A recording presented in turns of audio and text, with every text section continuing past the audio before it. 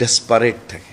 ওখানে হাসনাত আবদুল্লাহ, আক্তার হোসেন, জামাত ইসলামের অনেক ইয়াং ফোর্স আছে, যেমন মাসুদ, টান টান উত্তেজনা চলে, ভয়ে থাকি আমরা ব্রেকডাউন হয় কিনা। তো 1 বছর পরে তো আপনি বেহুশ থাকবে সবাই। চৌকস বিরোধী দল হলে বলতেন যে স্পিকার বিশ্বাস করলাম আপনি রুলিং দেন, 9 বার 10 বার দরকার হলে ওয়াকআউট করবেন, 10 বার আসবেন, সংসদ ছাড়বেন না।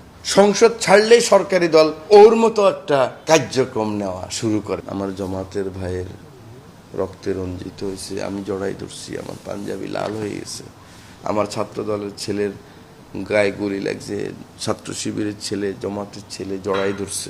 এই পার্লামেন্ট হবে সবচেয়ে ভালো পার্লামেন্ট। সমস্যা শুধু একটা, যে বিএনপির মেজরিটিটা ল্যান্ডস্লাইড মেজরিটি, 2/3-এরও বেশি মেজরিটি।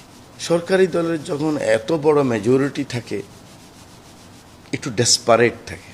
এখানেও একটা অ্যাডভান্টেজ আছে, গতানুগতিক লিডার অফ দ্য হাউস যারা ছিলেন, সংসদ নেতা যারা ছিলেন, আর এবারের সংসদ নেতারা অনেক পার্থক্য।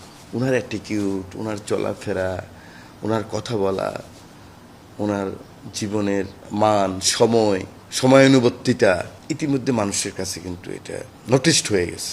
এখানে প্রায় 70 জনের মতো পুরাতন এমপি আছে, একাধিকবার এমপি হয়েছে সরকার দল।